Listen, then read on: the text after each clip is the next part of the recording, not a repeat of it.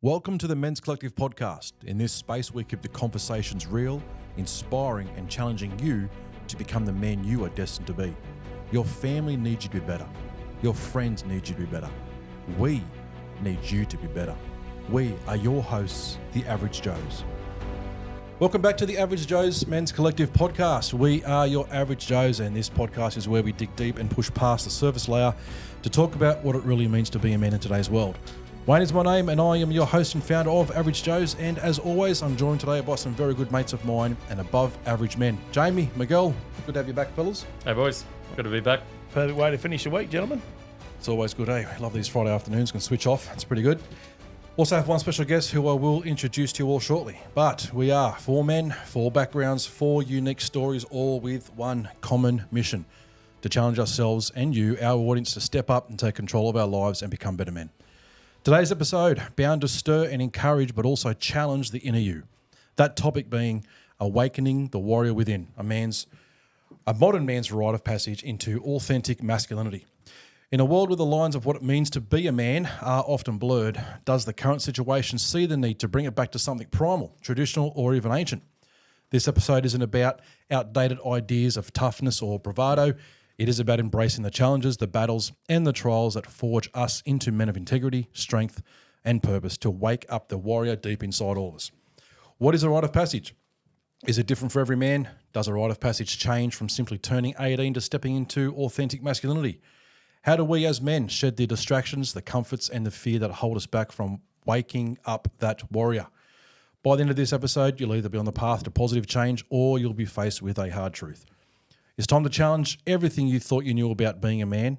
And to do that, we are joined today by a good buddy of mine and a good friend of Average Joes. This man in particular grew up in Housing Commission area, was told that he was the man of the house after his dad left when he was just 7 years old. Schoolboys captain for both Queensland and New Zealand with an NRL scholarship. Sentenced to jail for 3 years at aged 18. After nearly losing a mate to suicide, he was told, "Real men don't cry, so don't let anyone see you cry." Bailed on every past relationship as he hit the 2-year mark the moment he became relied upon and needed. Lived a life of unfaithfulness, deceit, and objectifying women, being spurred on by his mates because that's what real men do. To now, married to a smoking hot missus, 2 young boys, founder of Blokes Venture and MindFit Gym, motivational speaker, the man whose life's mission, and I quote, to activate a generation of men who live life on their terms in their business, relationships, fatherhood, and life itself. And by doing so, lead an impactful, meaningful, and purposeful existence, giving to this world and making it a better place for our emerging elders. Nominated for Citizen of the Year just a couple of years back, the man who wrote the quote, "It wasn't the load that was breaking my back, but the way I was carrying it on my own." One of Australia's leading men's coaches and mindset specialists with lived experience, my good buddy, Mr. Blase Grinner. Welcome, mate. Wayno, man. Good to be here, brother. What an intro. Love the studio. It was. It's just like, I just forgot how colourful my past was. Do you sit there and listen and go, who the hell's that guy? It's interesting. I catch up, because I grew up in Toowoomba. I catch up with some of those old friends now, and they're like, mate, feels like a lifetime ago. Feels like I've lived a couple of lives, and I'm only 40, so I've got a little way to go yet. Yeah. I actually knew a guy a couple of years old. I know a guy, and probably 2 years ago, I was talking to him about something, and he goes, "Mate, I know that guy, and he's a different guy." I said, "Really?" He goes, "Mate, he's a different dude."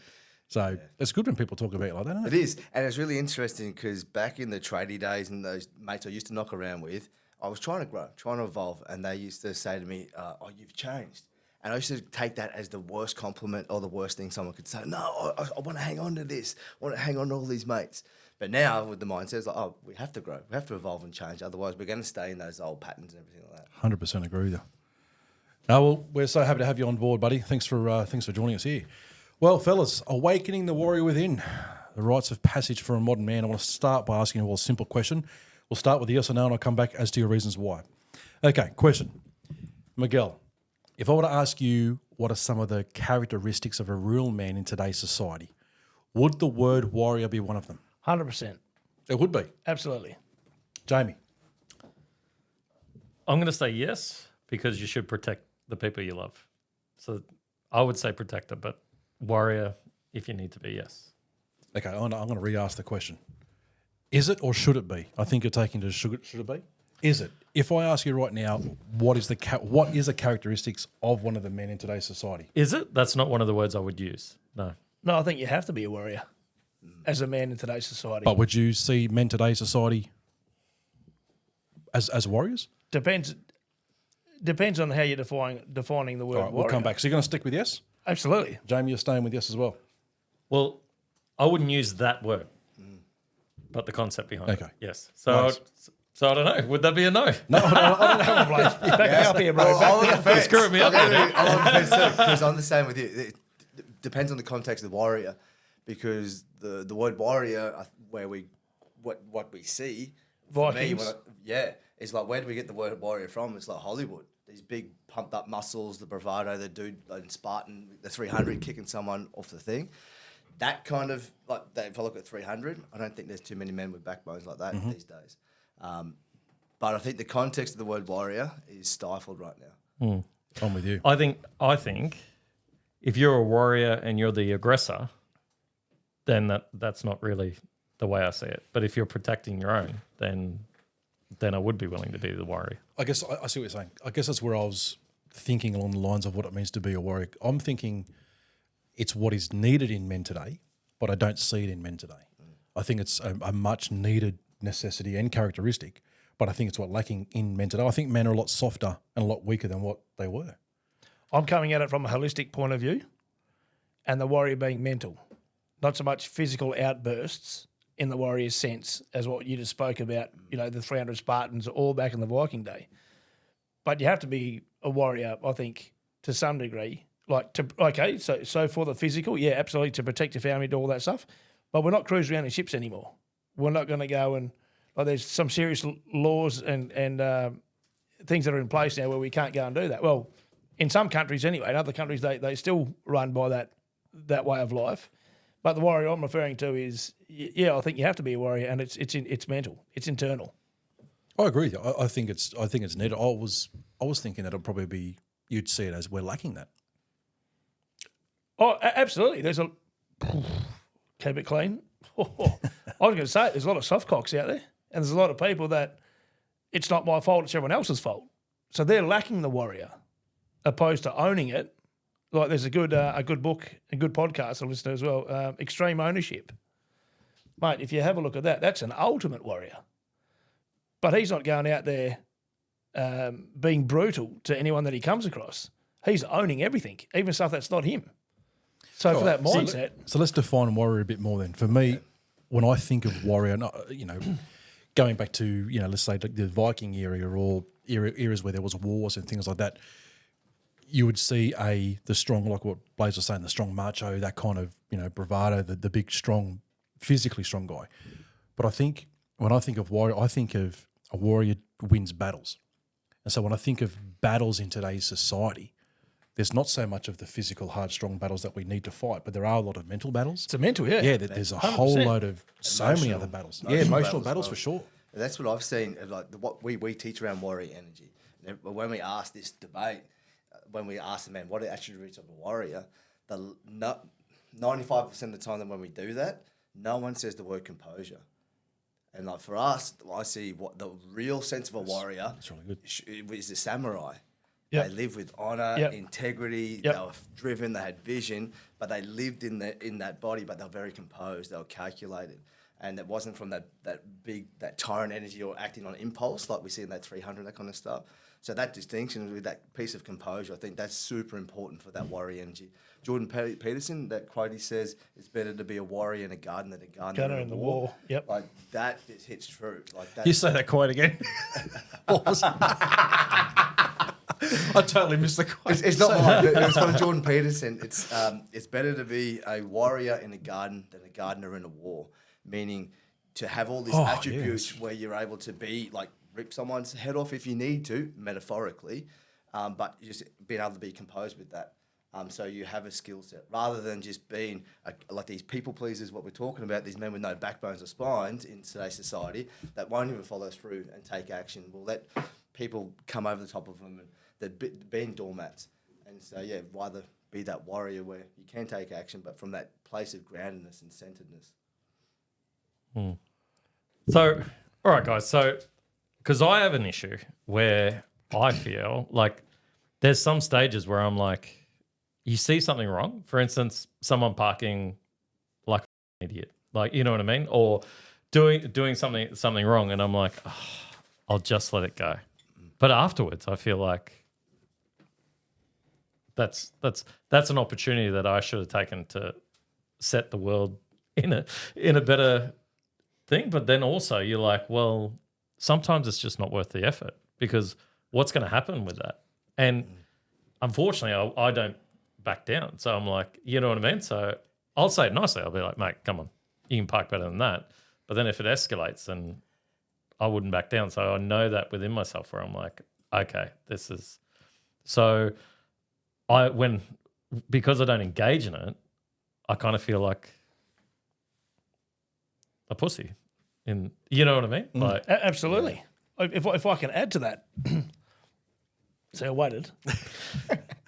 if I can add to that, I go through that all the time, right? But the fact of the matter is, and I say this to my, so I've got two boys, 9 and 13.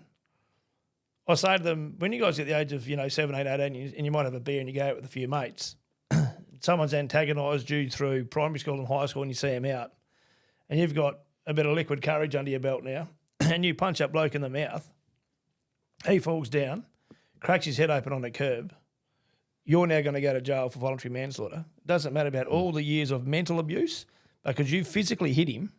That's all the judge cares about, mate, and you're done and dusted. So whilst you're trying to do the right thing there, and it antagonises absolute piss out of you, I was going to say, mate, you must live in Noosa or something, because the freaking driver's there, Jesus. But the fact of the matter is that what law, this is what I said before, guys, holistically, it's an internal warrior today, to control it. Back in the day, if someone cut you off in his ship, you probably wouldn't have even waited till you pulled up on the shore. Your guys would be on the sails, swinging across on ropes and chopping their freaking heads off and stealing their ship, right? You do that today, you're in jail. So if like you said, if it escalated, you're out of the car going, hey, mate, you're being a dickhead, don't park like that, blah, blah, blah. Who knows what this guy's been through, or what the woman's been through? Who knows where the cameras are and what you're going to be blown up to be? Like, that woman could have just lost her husband, dog, cat, dying of cancer, whatever, all the things. And they're all what ifs. I get all that, right? But then if you then get into an altercation and it is caught on camera, you've antagonised it. You're going to say it was self-defence, but you're the aggravator. End of story. So to actually be able to go, look, what do you? One thing I say to my kids, right, is, what are you going to do with the information? So if you want to know something, or you want to be right about it, like, how is that going to change the world? Like, what good is that really going to be doing? So you might be right about it. What are you going to do with that anyway? Is it an ego thing to be right and to put them into line, or what happens if you can't control that outcome and they've got 2 or 3 mates and other cars coming behind 20 seconds later, and you now find yourself in a situation you don't want to be in, and it's going to come into fisticuffs? Do you know what I mean? Yeah. So I think to have that, like you said, mate, pretty much your word wasn't constraint, but to have that Composure, that level of composure to go, you're an absolute wit, but okay, mate, have a good day, bro. Peace out. See ya. Yeah, choosing your battles. Yeah, man. 100%. And not just, like, I got in a situation when I was 30. I was in a casino in Argentina, had my sister with me, my ex-partner, and woke up, my sister's like, there's a woman getting bashed next door. And I come from DV. I witnessed that. And so that protector came in, that warrior, I'm going to rip this dude's head off, protect this woman. So I bashed on the door.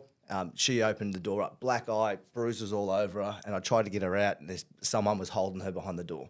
And I just like, mate, don't do it again, but a bit more colourful than that. Yep. Went back to the room, and the next thing it started up again. Glasses getting smashed and everything like that. So I went back this time, like, boom, boom, boom. 6'6" Russian dude walks out. He's like, I was like, oh, shit. Yeah, and I'm so glad he was drunk, because he took a big haymaker at me, and then I just, as hard as I could, hit him, and just didn't stop hitting him, because I knew if he got up, I'm out. And then all I hear is my ex-missus yelling in the hallway, Blase, you're going to kill him. And I stopped. I looked down. There's just blood everywhere. Yep. And here I am in South America. I'm like, if I had killed this dude, like what? But I just put these 2 women that were like my sister and my partner at the time in massive danger. Yep. The security come up. They're like, he's in the mafia. You need to leave. Yep. And I thought I was going to get shot on the way to the thing. And then fast forward to now, my now wife, we went to a wedding and we're walking through a car park, same like the car park, but there's two blokes starting kicking off. And the instinct in me is like, just go break it up. But I look at my wife, and it's not my battle. It's not your fight. It's not my battle now. I need to walk away from this. But in between 30 to then my wife, I need to realise what's really important to me. Like, how can I make that decision? Like, where's that reference point? Because sometimes teenagers, we're trying to instill, where do we make that reference point, that judgment point from? I think, so me personally, I'm with you, mate. If there's a female in danger or kids in danger, so one thing I do with Legacy 88, which is one of my companies, I travel overseas with teams and we get kids out of child exploitation. So I get your feeling there, and that's, for me, my wife's biggest concern was my ability to switch off when we're going to get them, so I don't nut out, kill a bloke or badly maim them, blow the whole cover, get myself killed, whatever. Women and kids, mate, it's an unspoken rule, even with the underworld to some degree, they're off limits. Like, you just don't fuck with that. It's pretty simple, right? And the same with guys. Like, if you see someone being egotistical and bullying someone else, yeah, I'll step in too. But you get blokes pissed out at a pub. Whilst, yeah, mate, I've been guilty of breaking stuff up. I've done that. Been knocked out, broken eye socket, broken ankle. This is in Darwin at rodeo. Anyway, that stuff there now. Sit back, just laugh, just watch a show. Yep, 100%. But even the choosing the battles now and the home front, like what arguments they get into. You know what I mean? So it's the same thing. But there's still the same sort of pressure we feel as a man. There's like, yes, there's that physical thing, but on the home front, like, am I really going to go in this argument? Is this one of these ones that actually, no, this needs to be non-negotiable so it doesn't keep happening? Or do I just take the L? Because that's been a hard lesson for me because I just like wanted to just make sure I was right. And that wasn't, that doesn't work. Well, you weren't making sure you were right. You actually were right, but but now you're allowed just to let it go. So he won't be allowed to come back when this podcast gets out. He's just learning the limits on when to show how much he is right. But that's the full mental, right? That's the full 100%. Internal. Am I going to punch hard on this now, even though you know you're freaking right? Or are you just going to like let it go, maybe let it de-escalate, and then tomorrow morning or that night, hey babe, whatever, hey kids, blah blah blah. Yeah. Because my thing is that that quote where they talk about bad things happen when good men let them happen or do nothing. Do nothing. Yeah, it's sort of thing. That's where I struggle with because I do like that is my thing where if you're a man or true masculinity is protection, provision, and being a leader for your family and your friends. But then when you walk away from that, there is a bit of me that also questions whether you are that warrior. Do you know what I mean? Like it makes you feel less of that protector. Yeah. So that's what I struggle with. Where I'm like, yeah, I can choose my battles, but then I'm also like, oh, what if they really needed it, or should I have done something about it? So you walk away from that. So Joe Rogan talks about that a lot too. Just ensuring we men put ourselves in testing grounds. Yeah. Like I just started jiu-jitsu. Man, I've been doing it 14 months. I so wish I did that years and years and years ago because there is that testing ground, but it's mentally, physically, and emotionally, like all in that one place. For that simple fact of like, do I still have it? Do I have that? Do I still have that grit in there when I've got to bite down on a mouth guard? Like, do I still have that within me? That inner mongrel. Sorry, the inner warrior. Yeah. 100%. Yeah. So looking at how the essence or the characteristics or the traits of a warrior have changed over time, because we talked about, obviously, we're not in the Viking age and things anymore. But what we did go down just in that little piece there was that there does seem to be still a need of aggression, though. So where do you think then aggression does come into play for a man? I'll bring that back. Do you think aggression is a trait of masculinity? And if it is, where does it come into play? I think aggression's instinctive.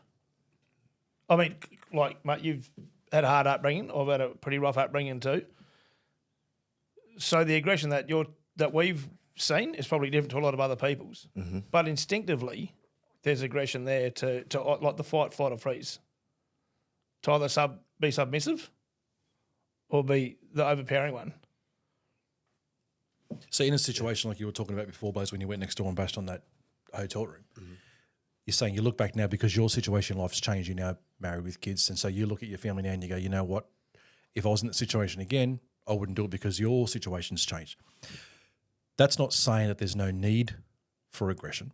So where do you think that need would step in? So I think aggression is natural. It's a human experience. I allow my kids, so 2 boys, 6 and 4, I allow them fully to express aggression, but in a healthy manner, which I never got taught. I got taught to use these, and that's how I get it out. And then verbally use the aggression with dominance and yelling at, and just trying to get my way through that way. But anger is a human emotion, and it's got this beautiful spectrum. Like boredom is anger, all the way through to white noise rage. And so with my boys, there's going to be frustration, there's going to be tantrums, but rather than hitting their brother or lashing out or yelling at me, it's like, come on, boys, I'll come teach you how to do it. And so we either get a pillow and they just go nuts into a pillow, and then I tell them, scream into it. And so I'm not dismissing the anger, because otherwise they're going to be these submissive, like dudes growing up without a backbone. But they can control that. They're not going to hurt anyone that's expressing it, and they're not going to have their tail between their legs as they grow up. Because channeled in a really healthy manner, this is why I do what I do. I'm so angry at the world with so many men killing themselves. The man that was super close to me that slit both his wrists, losing 6 mates, that makes me fucking angry. That men are suffering in silence. But now I can put that anger into something and turn that anger into my passion. But there's a double-edged sword of not getting too consumed by it, because otherwise then that has me as well. So I think it's just building a relationship with the anger that is from that place of composure, having somewhere to put it that is in a healthy manner, that is not hurting the people that we love the most, because they're usually ones that cop the brunt. 100%. Absolutely. I think boundaries have a lot to do with it too. Like you need to be prepared to move into that spot where you will use violence or you will use that sort of stuff if someone is, because otherwise you're just going to get walked over your whole life. Like if there's not a point where you're like, this is it. Do you know what I mean? Yeah. Like, if you let someone smack you in the face and you don't hit them back, then there's something wrong. You know, you've got to be able to protect yourself. You got to be able to protect your family, and you also, as you were saying, you got to have a backbone. You can't be walked over. Like it's, you know, and in the aspects of that, what family is going to be or want to be around someone that won't protect them? That will let them be used, abused. You know what I mean? So, you know. Yeah, so I think that you need to be able to set boundaries about what you're willing to let you and your family go, like be around before, you know. And if violence comes to you, then you have to be able to. What's the other thing that's going to be the solution from that? There's nothing, is it? No. Oh, well, yeah, there is. Walked over, yeah. 100%. You get walked over. Like the justice system in Australia is ridiculous. Like, very careful what I say here. It's a big rabbit hole to go down. I mean, you can call the police, can't you? I've got certain accreditations, so I've got to be very careful what I say. You can call the police, but they're not going to get there before you need them. There's like how many times have we heard in Australia where someone's broken into somebody's house, they've got up and protected their family. Like I know a guy, I don't know the guy personally, I know of the scenario. He was a martial artist in New South Wales. I'm pretty sure he's out of Sydney. Someone broke into his house. Where he broke in and came into the corridor was between the 3-year-old daughter and the father's room, the husband and wife's room. So the husband yelled out, and it was all recorded from memory. Like there was footage, you could hear the audio, you know, who is it, who is it, who is it? No one answered. And this guy just dealt to him bad. Like it's pitch black. So this guy's just woken up, doesn't know if his daughter's been raped, abducted, bashed, who's in the house, whatever. And because he was a martial artist, he's going to go to jail because of how this guy ended up. So there was a, what do you call it? Get a heap of names. Partition went around to make sure this guy didn't go to jail. Now, that's bullshit. But people can sue you in Australia if they break in your house and break an arm. Like, seriously, like at what point, man? Like you're saying, like being bent over and just taking it? Hell no. My father, like he's dead now, but Dad always said, first shot in the intruder, second shot through the roof. I said, why is that, Dad? He said, because a dead man's not going to testify, champ. There was his warning shot. He didn't listen. He kept coming. One thing with what you said there, mate, with your kids screaming into the pillows, some fellas might go, that's a bit barbaric or whatever, right? But I get it, because the other thing it does with the kids, it teaches them to express their anger in a healthy way and not suppress it. Exactly. Because what happens when they get to the age of 14, 15, 16 and they start going through testosterone, they start going through puberty, they've got all this built-up hatred and anger and aggression, and they snap that one time, man. That one time, and they just lash out, punch a girl, punch a mate, like whatever it is, kill someone because they've just lost it. Yep. And that's happened. Oh, my God. Whatever it is, yeah. Right. So when I was younger, the biggest thing we had to worry about was a few beers and a bit of marijuana, dude. Today, far out. Fuck, where do you start? That's why, rugby league's such a good game. Helps you get the aggression. Mate, bring back the biff. Bring back the biff. Back to what you were saying too around the boundaries.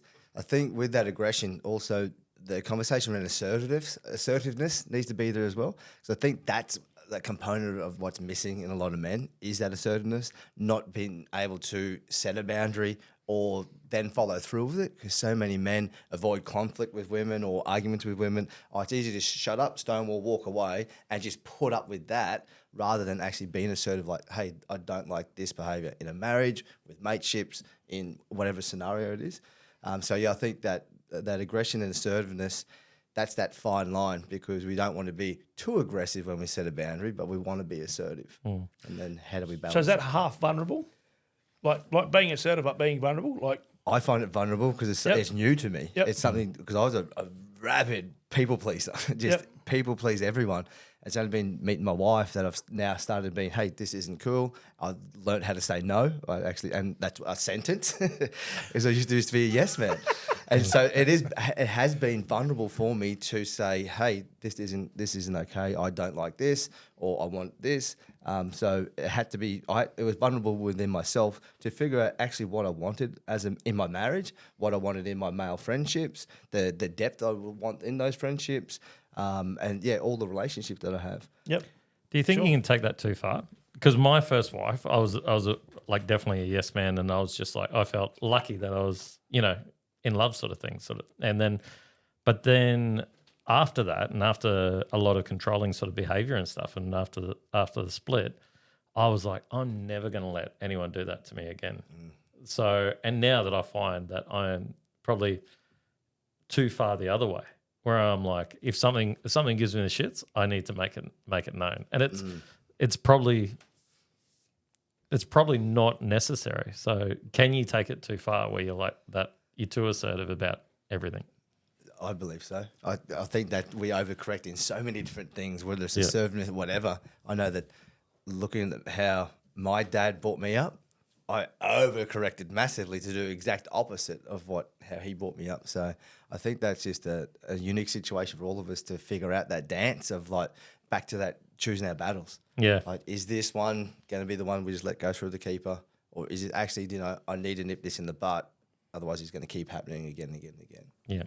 And becoming aware that you're like, oh, maybe that's, I can just let that go. That's, I think what you said just then, mate, is that point of awareness, right? Mm-hmm. So some of the studies that are done under Tony Robbins and fellas like that, creating that mental pattern interrupt, and it could be a mate, it could be your wife, or it could be a child that you really connect with, and that could be just a flick of a finger. Hey, Dad, you're getting out of control here now. So I'm going to give you that mental pattern interrupt that we've spoken about. Just go, ooh, geez, thanks. That brought me back in. My eldest son's one is NAX 15. So NAX 15 was the fastest plane ever built for the military, like back in the 1980s or 90s or something. He showed me about it. I was like, it was pretty cool stuff. So when he was in primary school, his deputy principal had a drama with him when he was elevated to get him to chill out. And I said, just try this with him. That's what I do with him at home. NAX 15. He's like, what's NAX 15? I said, just try it. So next, playground, punch up, whatever. My young fella's right in the middle of it all. He just said NAX 15, and he just stopped. I think he was equally surprised because of like, how do you know about that? That's something that I have with Dad. Mm-hmm. But it's also very well respected amongst our family, the deputy principal. So it worked. But if you, it's all good to have a safe word though, right? Whatever you want to call it, or a snap out of it word, or a state of awareness word. But you've also got to do the work to hear it and then to stop and pull back. Because I've had safe words, dude, and when I'm that elevated, make trucks get pushed out the way. I'm in a D11 bulldozer, get out the way, bro. But yeah, I think training yourself to have that accountability piece is imperative, hey? Agreed. You put a post up the other day, Blase, that I saw, and I don't think I'm not sure if I commented on it, but I definitely liked it. I think it was on Instagram, and it was talking about what is authentic masculinity within a man. And you're talking about it's not the macho, the tough guy, but then you did go on to mention things like accountability, ownership, things like that. 100%. I think I think you're absolutely bang on when it comes to what authentic masculinity is, because I think when you look at the way society is today with men, we've definitely backed off on expressing not any form, but we've definitely backed off by expressing what it means to show masculinity or to be masculine. And I look back, and I think I was having this chat with you, Jamie, maybe, and what I mean, Mike. But you look back at the last say 20 years, and we've seen so much empowerment of women, which I'm not against, right? Because my wife herself is an absolute powerhouse, right? Runs our business and does so many things. And I know I've probably said this before, but you look at the empowerment of women over the last 20 or so years, I have no problem and no issue with that at all, seeing women do phenomenal, great things. But the danger is that we've done it at the expense of depowering men or emasculating men. And I look around and I go, it seems as if now on this journey of men being emasculated, not saying it's been done on purpose or to anyone's fault, but going back, you're saying, like, when learning to pick your battles, men seem to go back away, and it feels like we've backed away from so much as men now that we don't even know where to get back to. It's like we're not sure what it was that we left or where that mark was that we left, but we're so far back now that we go, I don't even know where it was we left from. Yep. So to awaken that, I guess in keeping what we're saying, awakening that inner warrior within men, what do you believe the journey is? And going to, I guess, tying into what you do with Blokes Venture and stuff, you get men come in on a Friday, leave on a Sunday. That journey of you seeing men being introduced on the Friday and then leaving you on a Sunday, totally different men. Talk us through what that journey looks like over the 3 days that you do, and how that ties into, I guess, men in general getting back to that form of an authentic masculinity. Yeah, I'd like to start with the third day when all the wives turn out. So on day 3, you have a big honour ceremony, which is the third part of a rite of passage. So the third stage is the celebration back in the community. And getting these wives, they come up to me and they're like, what have you done? His eyes, they're so clear. I can feel him again. So women feel energy. And so many men are just numbed off to her that she can feel that. And that's it's 9 out of 10 women, that's what they say. I can feel him again. And so that shows me that over those 3 days, they've been able to explore the depths of themselves to feel again, and not avoid, not suppress, like we were just saying. So the way we do it, it's really interesting too. So we turn up there's a meeting spot, and there's 30, 40 blokes. And most of them got their arms crossed like this, protection mode, hiding their heart. And the circle, she's been about 60 foot wide. and they do this there. And a lot of the men haven't met each other before, but they want to work on themselves. And it's beautiful to see, because they've shown up for themselves, and then I bring them in closer so everyone can hear each other. And I'm like, man, within the next 6 hours, you're going to be best mates. And you can feel the judgment. They're like, "What? Look at that dickhead." Yeah, look at Not with that guy. you're not full of shit. And then the day 1 is around warrior energy. But like we just did then, we laugh. It says warrior energy and jester energy. So I feel in a lot of men's work, there's a lot of this hyped up stuff around like releasing anger and that. But I guess the men's work has to be fun as well. So we play with the warrior energy and that gesture energy. And then, it's like we sit down and have lunch, and then there'll always be someone who's like, mate, I didn't think it was possible. But where we've just gone and come back from, I'd go to war with these guys. Yep. I've got an army of men beside me, because I've seen his truth. I've seen his inner strength. And it wasn't about muscles. It was about the ownership within here, looking where we've swept stuff under the rug for however many years. Or the emotion is energy in motion. So if it's suppressed, that's what we do in the first 6 hours, is let's get that suppressed emotion back moving to get it up and out of the body. And that's why the men, for that first 6 hours, feel so lighter. All that murky stuff is up and out. And when that energy's out, it's like, cool, we've created space for these men. now, what do you want with your life? What do you want to fill it up with? And then that's what we do over the next 2 days. So around purpose, direction, vision, how to connect to their heart, how to show back up as a present committed father, husband, the impact they want to create in the world. I know you do it as a, I know you do it for a business and it's your livelihood, but take that out of the picture. Do you do this because you want to shake this generation of men and go, you actually need this? This is what you actually need? Yeah, 100%. I'd do it if I wasn't getting paid. It's irrelevant. I got showed this in, I'm a spiritual man. I think I shared this with we were going out for lunch. I did a breathwork session. It was the first date that my wife and I had after having our eldest boy, so 6.5 years ago. And in the breathwork session, the fourth transition I went into, I met God. And I was nothing. I was just a consciousness. And this voice said to me, what do you want to know? I'm like, why the f*** am I here? And then this voice said to me, to run men's retreats. I'm like, how do I run one? Who do I speak to? And then I saw a vision of 4 people. I knew 3 of them sort of like to talk to, and the 4th one I knew of. 2 months later, ran the first retreat after I spoke to him. So I followed the voice or whatever it was. I know that this is the path I'm supposed to be on. When I'm out bush with the men, that's where I feel at home. And then just to see the wives and the kids and the way that the kids hug their dad, that just gets me off, mate. That's the complete opposite of a man killing himself. Yeah. Do you ever get men that leave your retreats unchanged? No. Really? Never. No. The in that moment, maybe not.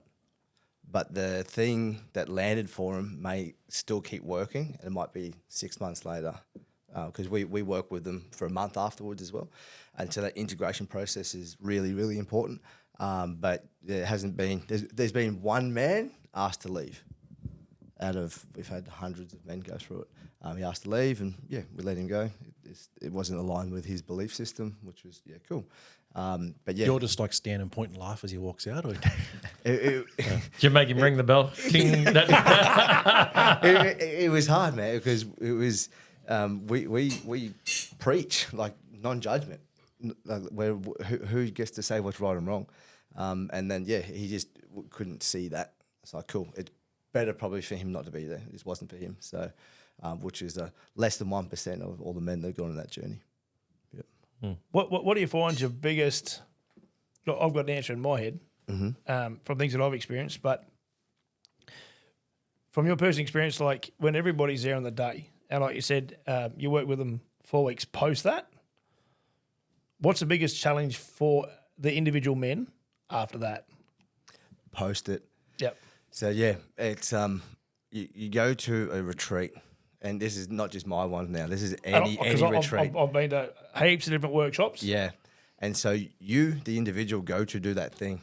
Yep. You do a lot of work. Yep. You change, you level up, you grow, evolve, have new awarenesses. You go back in the home front. Yep. Those people haven't done any work. So Right. you go straight back into the same challenges, problems, and everything that was still there with this new, this is what I want. And if you haven't learned how to articulate that or communicate that or hold space for those old problems, boom. You implode, right? Implode. Yeah, 100%. So It's also scary for them, though, isn't it? Oh, The 100%. family. Yeah. Yeah. Who is this weirdo? Yeah. Some dynamics in the relationships as well. The man comes home growing, has this newfound confidence, and then the woman feels unsafe. Like, who is he? He's going to outgrow me. He's going to find another woman. And so we have to help navigate that as well. And that happens with men as well. So they move to India so they can have 7 wives? Let's go, bro. I'm in. Fuck, would you really want that? 7 arguments. No, mate, see, you just... I haven't even punishment. done the 3 days with you, but you took me there and you brought me back really quick. You just leveled me out, bro. All right. So I'm a big believer that rites of passage is important, and and I see there was a book I was reading the other day that was talking about it and how important it is. Do you think that because we don't do that, that's why you have those retreats? Or I guess a better question is that should we be doing it for young teenage men as a rite of passage? 100%. 100%. Yeah. Absolutely. And why aren't we doing it? Because what culture do we have in Australia, mate? Eat a pie, drink a few beers. Like, I know what I grew up with as a kid was, what are we doing on the Friday night? Well, Dad's going to go down to the local pub. Weekends we're going to go to someone's barbecue. That's it. Rinse, repeat. Rinse, repeat. My brother-in-law's just started something in WA with his two older boys. So the oldest fella's 12, nearly 12 going on 13. His rite of passage was to go out and make his first kill. Mm-hmm. And his younger brother, he's only 11, his father said, you're not going to be able to make your first kill until your brother has, because that's his rite of passage. And it's something that they've bonded together on. Like my sister doesn't go with them. No other males go with them. It's just my brother-in-law and his two older boys. So they done their first kill, and then I was able to go with them, the second or third time they went out, which is a big privilege for me just to see how it all unfolded, right? So I think, we've spoken about this, Wayne, plenty of times. Like, in Africa, you're becoming a man. Here's a spear and a pair of, or it wouldn't be kangaroo jocks over there, but a pair of fur jocks. Don't come back until you got a lion's head. India, go and get a king cobra. In Australia, mate, let's go and get you a root and drink 30 cans of beer. Like, it's fucking ridiculous. Seriously. Yeah, I know. It is ridiculous. We've had that conversation so many times. Fuck, mate. Raising not only three boys, but a daughter, but raising three boys in today's society. I've had this conversation with my boys many, many times, is that the failures we have in Western society is that's the very thing we're teaching. We're lacking, because I think that I want to ask this question next, because I think this is going to go right into it.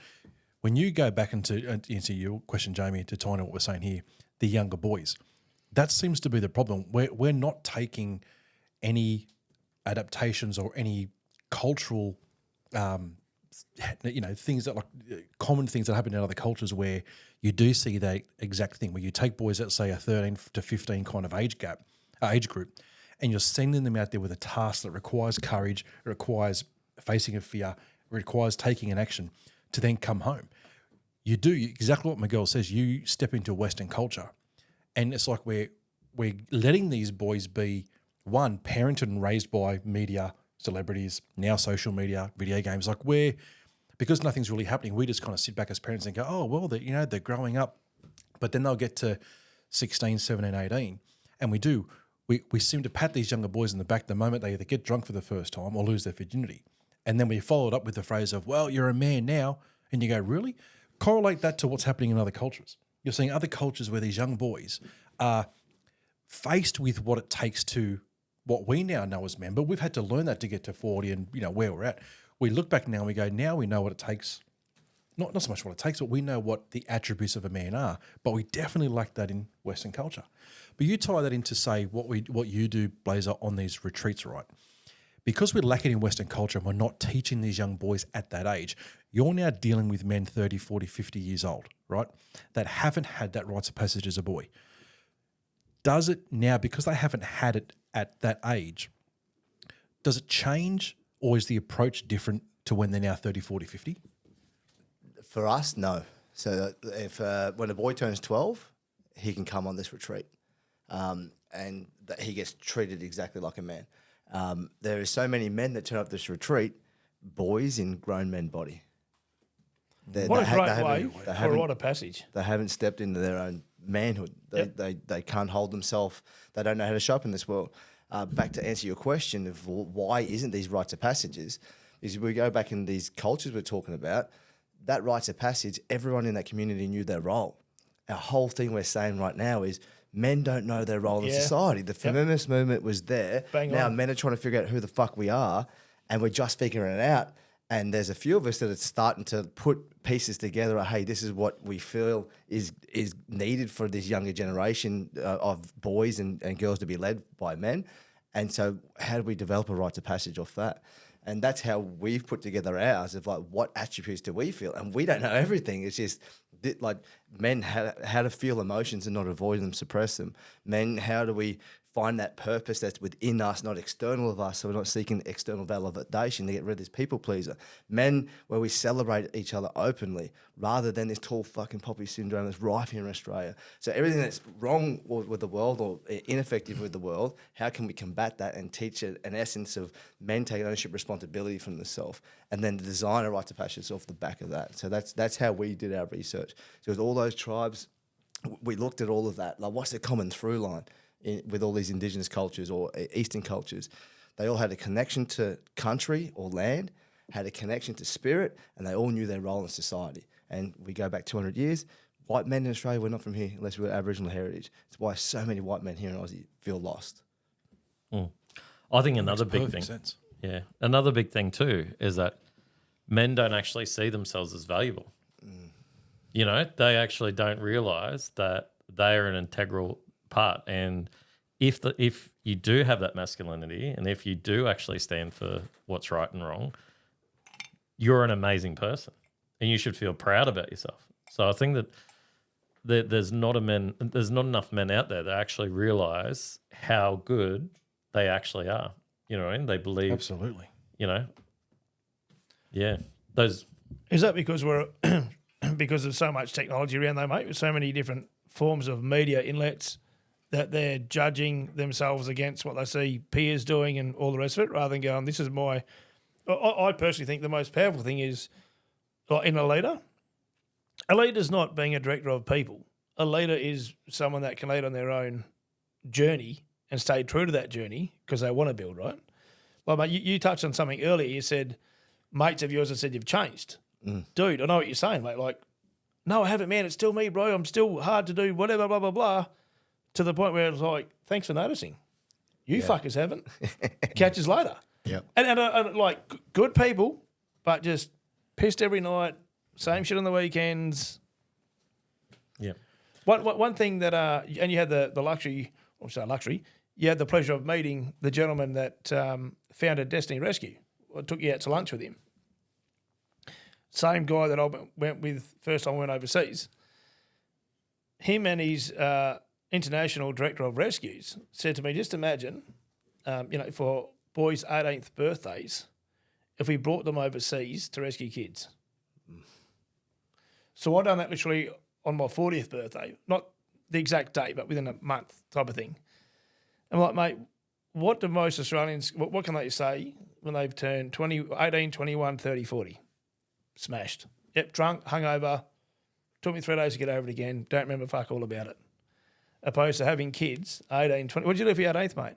I was actually in part of a group. It was 10 of us, and we saved 13 children.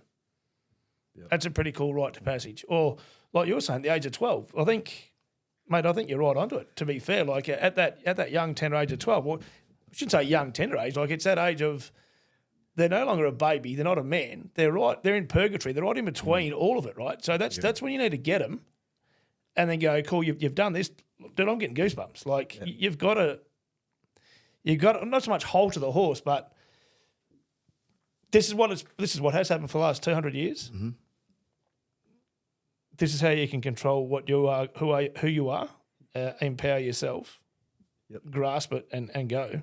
We had a young Māori boy, and his stepdad bought him, which was just monumental to see the father figure in his life bring him. This little kid was 14. He's now 17. He still texts me. Because on our retreats, we say that all the men here are now your uncles. You can lean on us and ask us for anything that you want. Because the one thing is your biological father can't take you on a rite of passage. Like your brother-in-law, like my boys, I can't take them on my own retreat. I have to trust these other men to take them on that journey because I'm his father. I can't do that. This young 14-year-old boy, we all did a big sharing circle. There's 40 men and 2 young juveniles there. And we're all saying, what's our biggest takeaway? And this 14-year-old boy goes, my biggest takeaway, it's okay to cry as a man. Boom. And then boom, all of us men just cried. I just looked at all the men. We call ourselves green shirts. We wear green shirts. They're like, we've done it. We've redefined masculinity. He's a 14-year-old boy. He's going to go back. It's okay to cry. For the rest of his life, he knows it's okay. But what he's really saying is it's okay to show my emotions. Mm-hmm. I don't 100%. Have to suppress it. Yep. Because he saw all these grown men far out, touching that, like expressing themselves, feeling for maybe the first time in their life. without judgment, without getting put down, without that vulnerability getting used against them. That's powerful, mate. Eh? So that kid in his own right will shape up. Oh, to change he's the doing world. phenomenal work. He's gone back over to New Zealand. He's got back into his heritage and his culture, and he's teaching a heap of stuff. He excelled in rugby league, and man, That's awesome. Do you think that for someone to embrace masculinity, do you think it comes at the expense of something? Do you have to let something go? Or is it more about embracing something? I think the things you got to let go of are the old patterns, because there's going to be real masculinity, or what we want, like the masculinity is going to be effective moving forward. That to lead into that or live into that, it's challenging. There's so many times that I don't want to do stuff or like be integral to my word when it's hard. So the things that I've had to let go of all those limiting beliefs and those old patterns and old versions of myself, I have to leave that behind. Like going that way rather than back to the comfort zone where it was easy, or stonewalling, go and step into that conversation.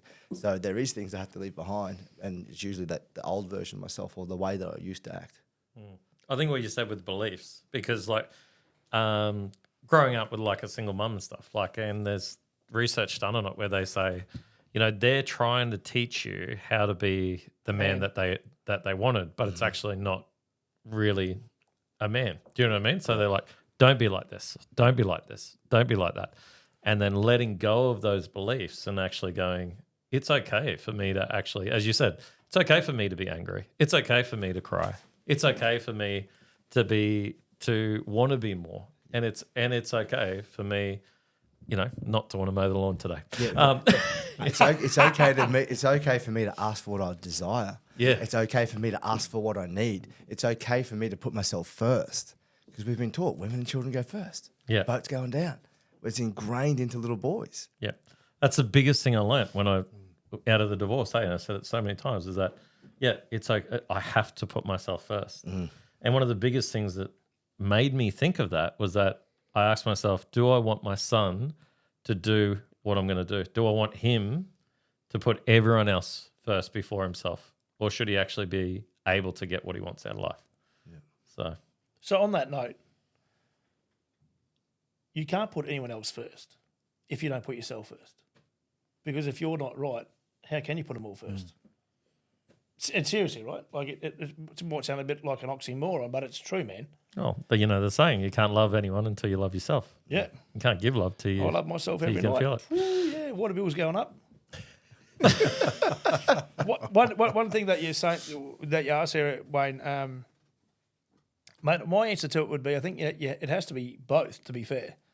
I don't think you can let go if you don't know how, or you haven't been given the opportunity to teach, right? So like something that, okay, so your journey, let's say you were still at Toowoomba, mate, and it's Friday night, I'm just surmising here, let me come from a similar cloth, down the pub with the boys, having a few beers, game of pool, maybe not now because you're 40 or whatever, but in the younger days, and then it was, where do we go, where's the party, and if the fight broke out, bang, you're into it. But you've obviously gone on your own journey to create the new you.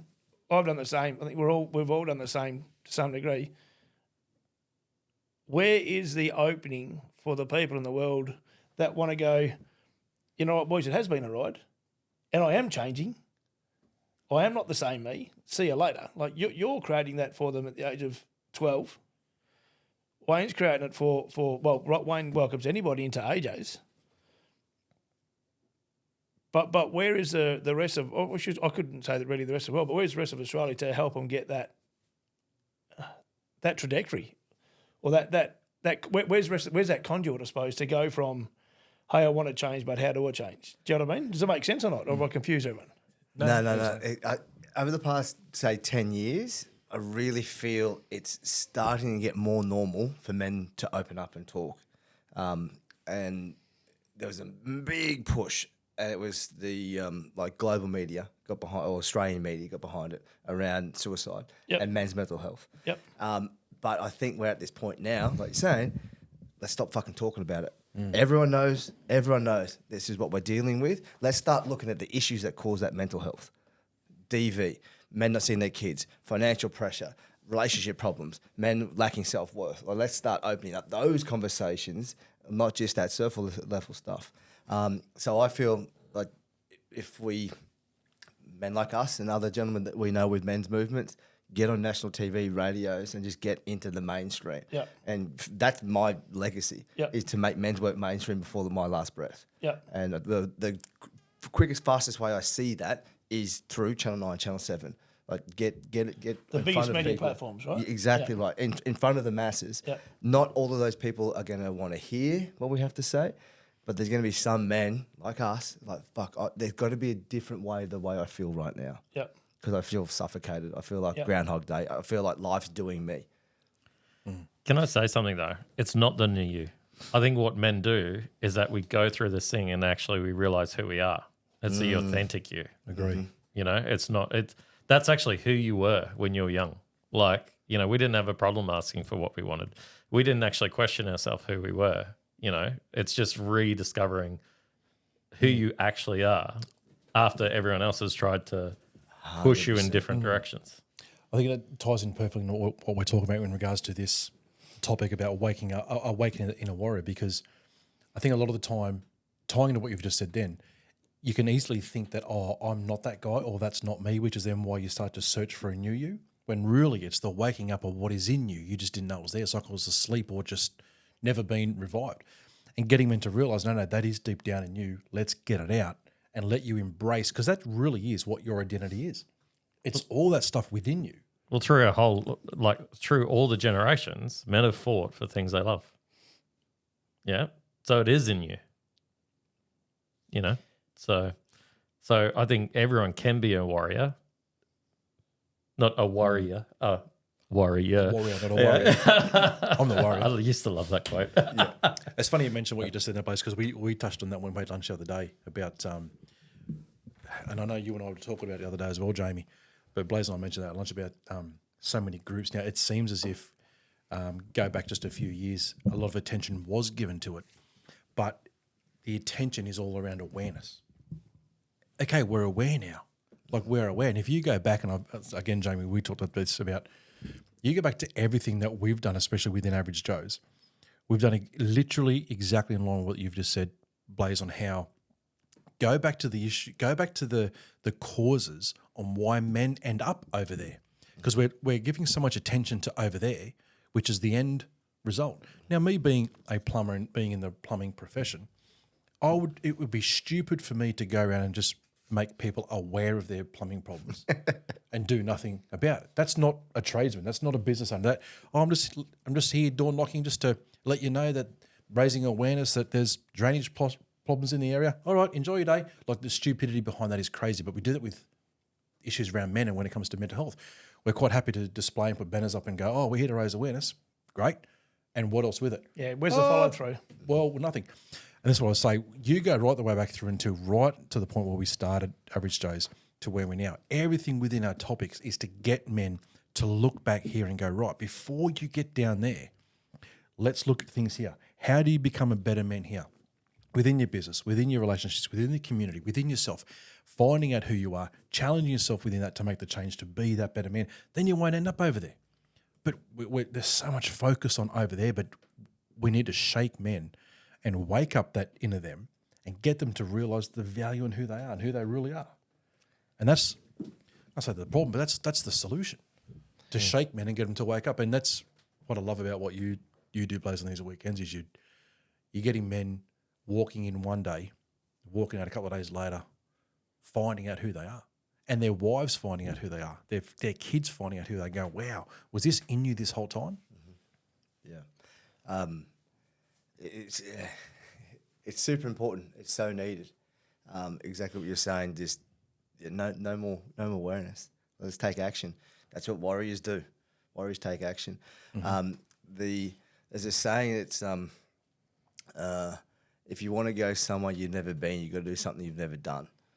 And so for our listeners, for these men that may be sitting in those positions that we're talking about, like, hey, I'm in a marriage that's rocky, or hey, I work too much, I'm not present with my kids, or there's a problem in your life, you have to do something different. Because if you don't make change, like do something different, it's always going to be the same. So stepping out, and I look at it as there's 3 first steps, and I use an example of my sprint teacher. His name was John Clancy at school. His analogy was the first 3 steps of a 100-meter race is the most important.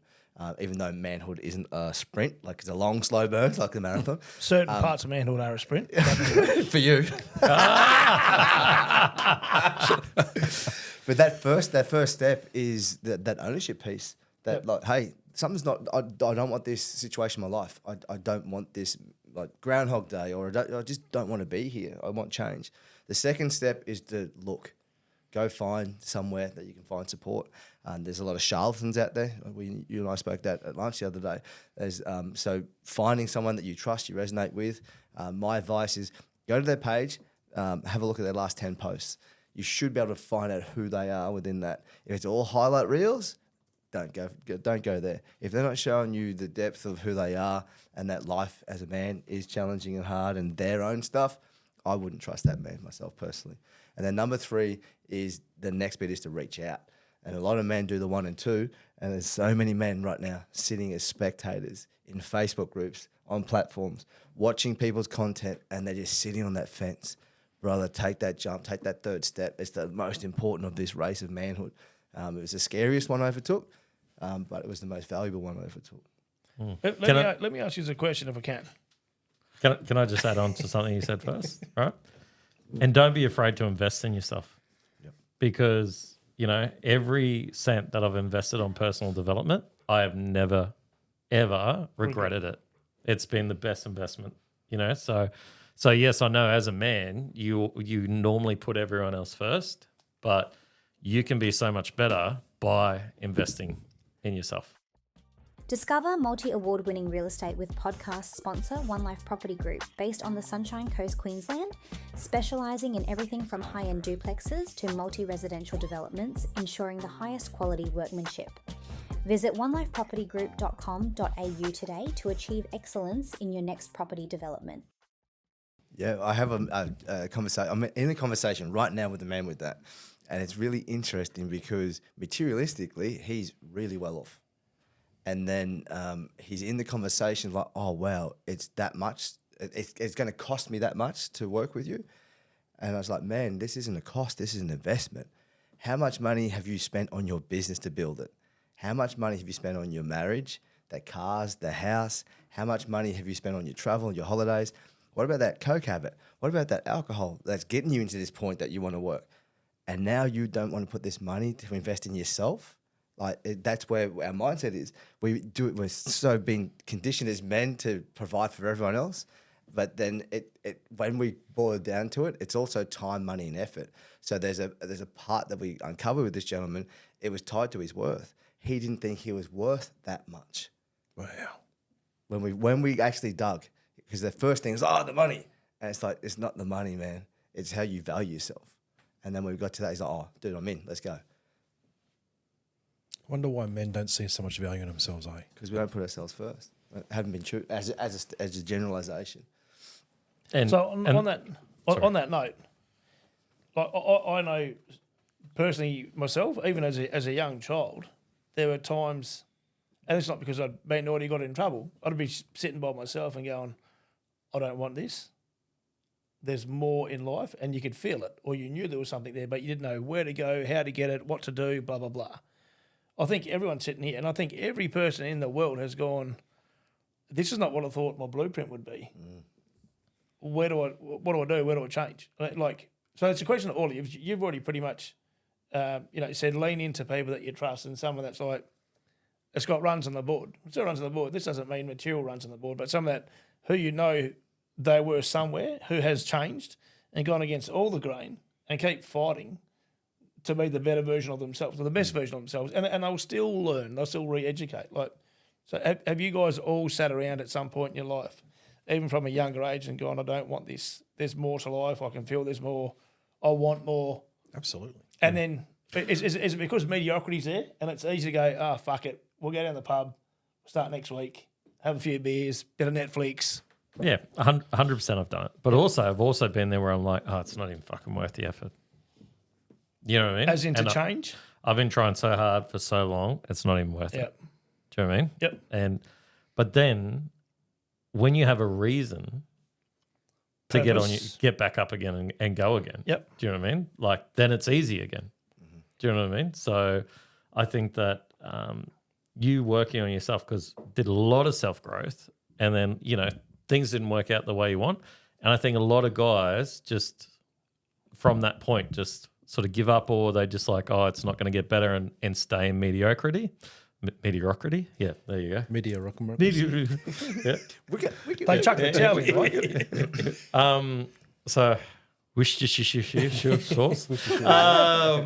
So, but then it is sometimes amazing. Like I think as a man, it's you get motivated more by providing and giving and becoming more. Do you know what I mean? Like, those the memes that would be like, a man would be happy and there's like a garage, there's a bed, there's a computer and there's a car, you know what I mean? But so I think, yeah, even when you do feel like, oh, it's not even worth it, just look for the reasons why, you could just take that next step and go again. And you know what I mean? It's only one more time. It's only one more go around. And it's actually funny. The second, the third, the fourth, the fifth time round, every time gets easier because, as you were saying before we turned on the cameras, you learn more. You're a different person. So you learn those strategies and processes. You learn where you go well. So it doesn't matter whether you crack it when you're 20 or whether you crack it when you're 50. As long as you crack it, that's the Look at the founder of thing. McDonald's, mate. I follow that story. Was he 52, I think, before he cracked the whole Macca's franchising method? Insane. And how much, anyway, digressing a bit there. But you're right. I agree with what you're saying, Jamie. I think when you look at having a reason, when you have a reason, it's easy to bring about change because you're motivated to get to that reason, which I think in turn then means a lot of us as men need to create reasons sometimes because the outcome may be good or bad, but when the motivation is lacked to get to the outcome, because it's like, oh, well, I don't necessarily need it. Okay, we'll create an outcome so that you do need it. Because the motivation, I was saying before we recorded how I work so much better and I'm so much more productive when I'm super busy. I'm better at organising my day. I'm better at ticking boxes and accomplishing things when I'm super busy. So to combat that, when I get days where I don't have a lot on, I need to create myself a reason to get things done. I don't get them done because otherwise those little tiny things stay there and because they're so little and I don't need to do them, I don't do them. So I think what you're saying is bang on. I think sometimes you've got to create the reason itself to get it done. Well, sorry. One thing I really hate is when guys go through a divorce and they think that's the end of them. And I'm like, this is a totally new opportunity for you to rebuild your world. Mm-hmm.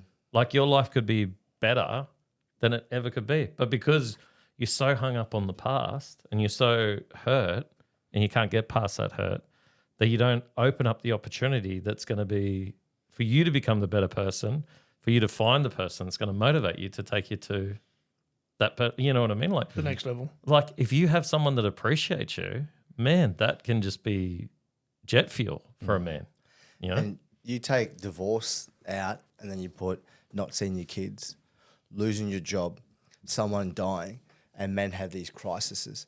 The reason that happens is because those men, their foundations aren't solid because everything was put externally of them.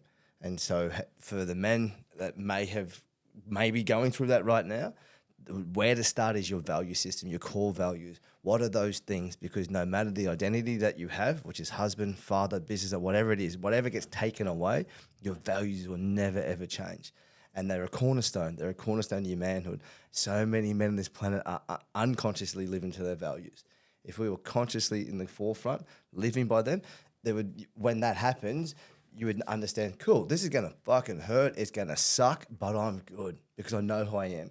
And that's why so many men feel lost. They don't know what their values are. So that's the very first place that I point men to. Find out what your values are and live by them every single day. Every Monday when you wake up or Sunday afternoon, sit down, reflect on the week and give yourself, score out of 10 of how you think you showed up in that value. 10 being 100% yes. If there's a gap, there's a 6. Cool. What do I need to do this week to get me to a 4? You now are coaching yourself. It's a really simple method, and it works. Like, super works. So you can start there. And that way, anytime any identity leaves, you're not going to have an identity crisis because you know who you are. What are your values, Blase? Love, trust, integrity, service, harmony, adventure, and gratitude. Cool. Do you boys know yours? I'm with him, yeah. Yeah, What he said. I actually had those written down in that exact order too. mine are team players. Wait, look at this. I just realised. Close it off, mate. Straight away, how good is that? Well, eh? Catch. That's what it is. Awareness. Awareness. You caught it. I got it. Yeah, 100%. Boom. Yeah. Mine are team players, positive, driven, and appreciative. Yep. So Say that again, bud. Team players. team players, Yep. positive, Yep. driven, and appreciative. Yep.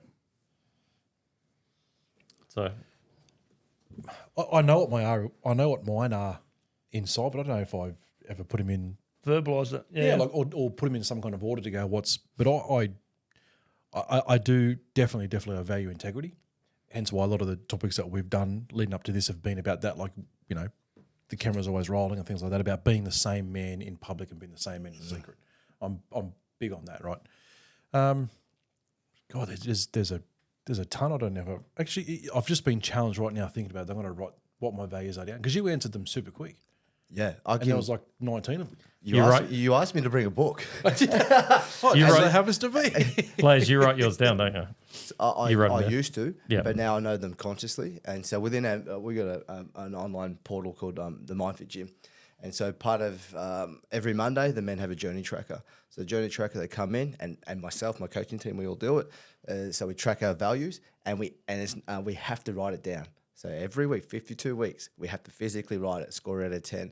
And then also, that's one cornerstone. We also look at vision. And so that way, if we have a vision, we have purpose, we have a reason to exist. And so every 6 weeks, we rejuggle. We've got a system to put our targets, but we consistently do that every single Monday. Every single Friday, we openly celebrate ourselves. Every man in the membership has to put a video into the King's Table group, openly celebrating himself, his wins, and everything that he's done. The opposite of that tall poppy syndrome. And so that you're surrounded by all these other men openly talking about, hey, I had this win with my kids and this. I just made a massive deal in the business. And he's okay because all these other men want him to win. They're genuinely happy for this man to have a beautiful life, what he deserves. My value system, there's been some big decisions I've had to make in my life. I walked away from my wife and she gave me an ultimatum if I went and I'm not speaking out of school here, so I'm big on confidentiality, not sharing other people's stories. My wife and I have talked about this openly. So I had 2 boys and I got asked to be part of the men's community to go cut down bamboo for a teepee ceremony, peyote ceremony. And I come from a very colourful past. I relapsed and blew myself out on ice when I first met my wife. And so she saw me at my darkest point. And she's never done a drug in her life, never smoked a joint, never puffed a cigarette, hardly drinks. So she sees plant medicine and drugs the same thing back then. And so she said, if I go do plant medicine, it's over. I was like, fuck, this is super important to me. Like, I really want to go do this. It's a big honor to be part of this. The man that's coming over from America was my mentor's mentor. Like, this is a big deal. How do I make this decision? So I went and stayed at a mate's place, went up to Moffat Beach and just meditated for like 2 days. And I'm like, where do I find that? Where do I make this decision from? And went through my list, and with my value system, I also had a priority order of what things were important in my life. So I went my wife, my kids, then my business. So I'd make decisions like that. Then I looked at my value system and I looked at that order. I'm like, where the fuck am I in that? Where's my faith? Where's my spirituality? Without my health, without my faith, how am I going to lead my family? So cool, number one, spirituality's there. Then I got to the point, well, okay, I got 2 boys. What am I going to tell my boys why dad left mum when they're old enough to realise that? And I'm like, well, love is my highest value, which is my connection to spirit. 2 is trust in the divine path that's laid out in front of me. That's my value. And so this has been laid out in front of me. And a phrase that my wife taught me, love will always find a way. So am I going to live by my values and trust and lead into this? So I chose to go. And I was okay with that, with the decision. And like most men would feel massive regret, but I was okay in here and in here because I'm like, cool, I will teach my boys their values very, very young so that they live by that. No one else can judge them. There might be people that will try, but I'm good in here. So I went and I had a really big awakening in this peyote ceremony because the Native Americans, they had this song and they were praying and singing this song that all the kids on the planet know that they're loved.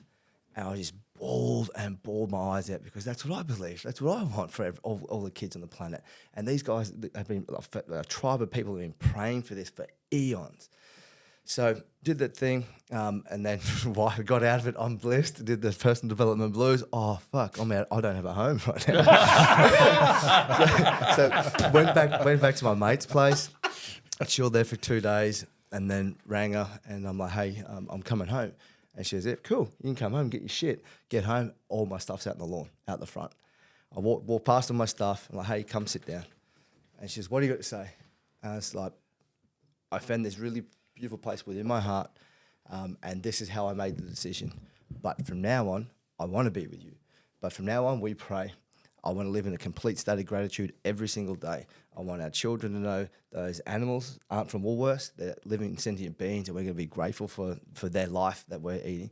We're going to continually be grateful for everything we have, the water and everything. This is the man I want to be, and this is the man I am, and this is how I want to live and raise our kids. You can choose to be with me or not. And we decided to come back together. So there was 5 days of separation there. But through that certainty and conviction within my values, it was very attractive to her because she now knows I don't waver. There was a massive question, could she trust me? But she trusts me because I trust in myself and my values, and I'll always come back to that. And she knows that.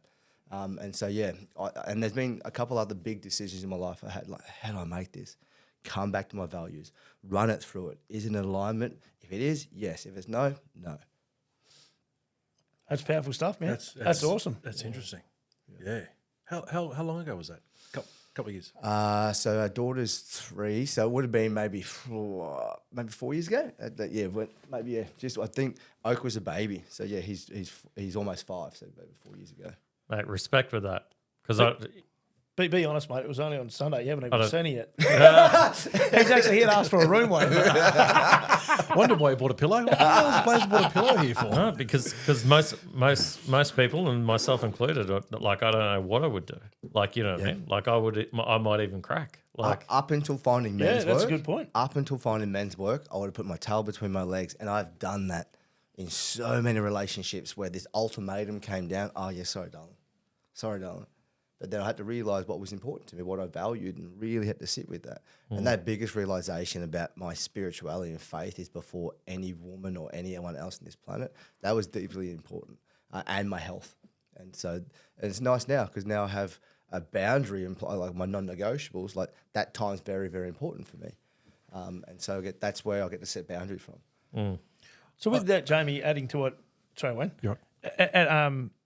Contributing and going on from what you just said, mate, I know within my own life there's been certain times I've wanted to change, but been too scared to take the jump because of the uncertainty and the unknown.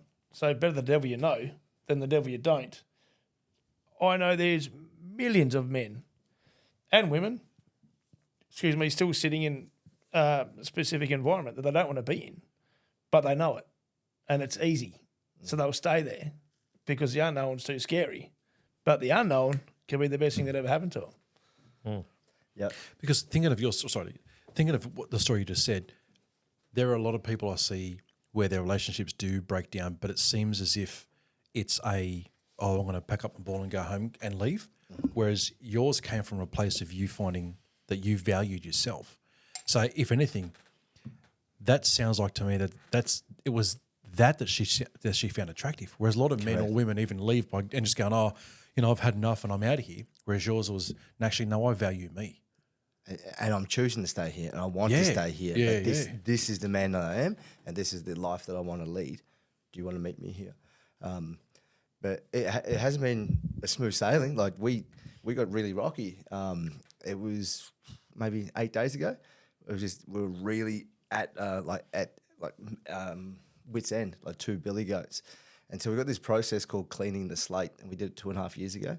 And it's where both of us got to express to each other the resentment and the judgment that we're holding towards each other for the unsaid stuff. And we're a pretty conscious couple. We talk a lot, but some of that stuff we festered and everything. So, yeah, we sat down last Thursday and, she had a list. I put my list out at 12. And like, how many you got? 20-something. And we were really particular about they remember a lot of stuff and exactly when at 3 p.m. on that day. He don't even know. I'm going to get him on that shit next week. I've already written 6 since you've been here last hour. But that was a really beautiful process to sit in that and to be able to voice the stuff that I was holding resentment for. And the stuff I was judging her for around parenting styles and just all these different stuff. But it also created the space for us to then ask what we wanted in the relationship. I think that's super important, and it has to be keep revisited in a healthy marriage or relationship. Is like, what do you need as an individual? What do you want as a couple? Like, where do you want to 100%, go? man. And to continually revisit it. And we hadn't revisited that for 2.5 years. And I think I work on myself a lot. Yep. But like 2.5 years of a big time. We've got the kids in there and business and all that kind of stuff. But just to have that space that I needed to schedule in my routine and had to lead her. So, hey, we're doing this. It's been amazing. And we're deeper than ever. And we just turned that around. So, yeah, hasn't all been sunshine and rainbows. But, yeah, a couple of processes hopefully listeners can help their marriages or relationship with. I think what you've said there, mate, like, especially for the husband and the wife, to check in. Like, okay, so, you know, we're married, we've got kids, or, you know, we're partners, we've got kids, we have sex, we work, we pay bills, blah, blah, blah. We live life. Mm-hmm. But actually, how many people actually do check in with their partners and go, how was your week this week? Yeah. There was something that we started as a family, and we haven't done it for a while. Check in at the end of, I was doing it every day, it was too much for the kids, and then speaking to Wayne about my expectations versus their expectations and going, fuck, I didn't see it like that. Okay, cool. So pull back the reins there a bit on myself. And then try and do it on a Sunday. Hey, guys, what was it that you're happy that you achieved this week? What didn't you achieve? What could you have done better? What are you grateful for? And like the youngest is always like, I love my family. I'm like, yeah, mate, fucking piss take. Of course you love your family. But what are you really grateful for? Like, I'm grateful for the fact, you know, the other day I came in and I just dropped all my dirty clothes at the door. I'll do it later. But my wife or one of my kids picked them up. Like, that's just real pieces of gratefulness, right? Real things, yeah. There's this thing that my wife found, John and Missy Butcher. I don't know if anyone here has heard about it, but look them up. It's pretty funny. So they come up with this scenario so they couldn't resent each other. And like me, I'm a big person. If there's a deliberation today, we sort it out before we go to bed because your subconscious thinks about it. You know what I mean? You sleep on it, you dream about it, and it can build more resentment. We're not going to say we sort it out. It's not my way or the highway. It's like, okay, I want to talk about this and get it right out because, you know, you can think it's dark green. I think it's light green. It's been a complete misinterpretation, but by the minute, smallest thing, and it just blows up. But John and Missy Butcher, they come up with this idea. So we will never, ever, ever get angry at each other. And the minute that someone gets angry, the other person lays wherever they are, like in the street, and I'm being dead serious, on an aeroplane, whatever, they've got to lay down. So John will lay on the ground and Missy will lay on his chest and they've got a hug. And it's fucking hilarious. So Chris, exactly, that's what you do, right? What a great behavioural interrupter. So Chris and I tried it and like she's pissed right off and I'm like, come here, baby. Like we made a pact, you got to do it. So I'm like, I'm not going to cuddle you. Then she lays down and then we just start laughing. Like, and you go, fuck, because you're in a different mindset now. You're no longer resenting each other. There's no aggression. Blah, blah, blah. It's like, what was it? Or you left the plate in the wrong place. And then you laugh again. You're like, fuck, really? A plate? But that's how it starts. Something so minor, man. Like majority of maybe so the laying down is the key. Because when I try to hug my girl, oh man, that is stone, I tell you. I can't hug Lisa because her head sits around my belly button. So but the thing there is being able to catch yourselves. Yeah. Agreeing to doing it, and then when you're in the height of the moment and you're pissed at each other, to have enough control to bring that ego down or that aggression or that whatever, the whole fuck you, like to go, okay, cool, I'm going to actually partake in this. And mate, it's freaking hard not to laugh. You never know what that cuddle could lead on to too, boys. So Could lay Especially on on the airplane. it could lean onto a knee in the nuts, or it could lean onto someone else. When you see men go on your retreats or the men that you've just dealt with one-on-one and things like that, when you've seen men really embrace that warrior and embrace that masculinity and become 3-4 steps higher than what they were, and then you see them dwindle away again, what's the process of reigniting that into them? Is it the same as go back to the start, or is there a different way you approach it to reignite it? Back to that why, the reason to exist.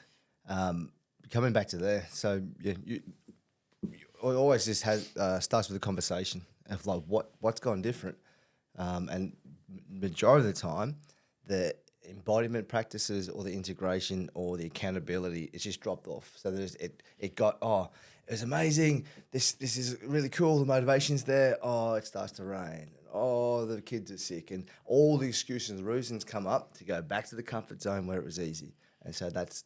The excuses and reasons come back. What's he pointing at you, Miguel? I don't know. And I'm smiling. So No, that was some NLP stuff. I'm his test dummy for the next retreat, mate. He's just priming me. But yeah, just sifting through all of that, and then you're there, and then just re-enrolling is coming back to like the why.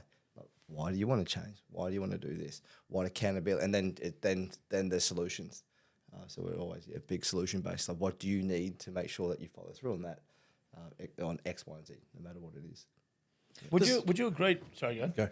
Would you agree that?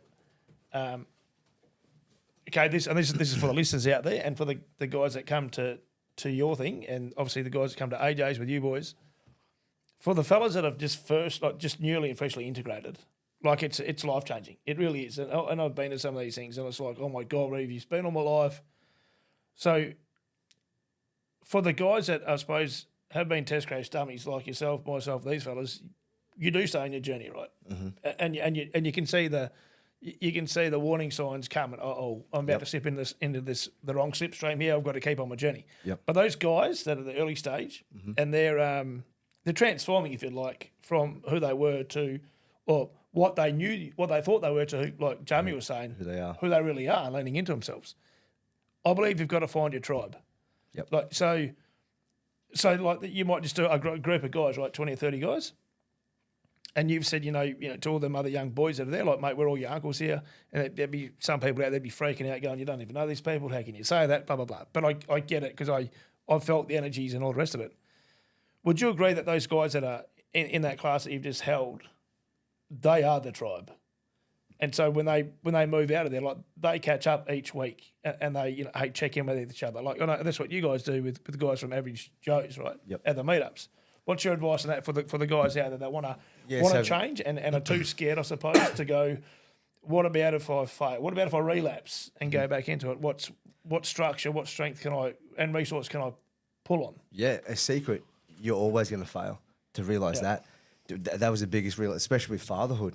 On that, I'm going to jump in here. So that's just so everyone out there that's listening, you will fail. You will. You're not giving them justification to say it's okay to go back to mediocrity. No.